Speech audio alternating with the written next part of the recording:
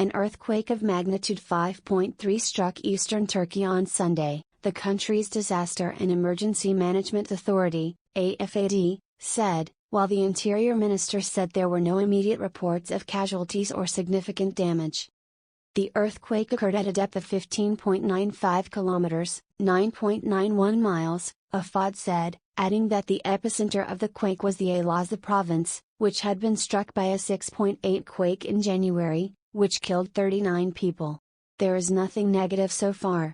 All our teams continue their examinations on the ground, Interior Minister Süleyman Soylu said on Twitter.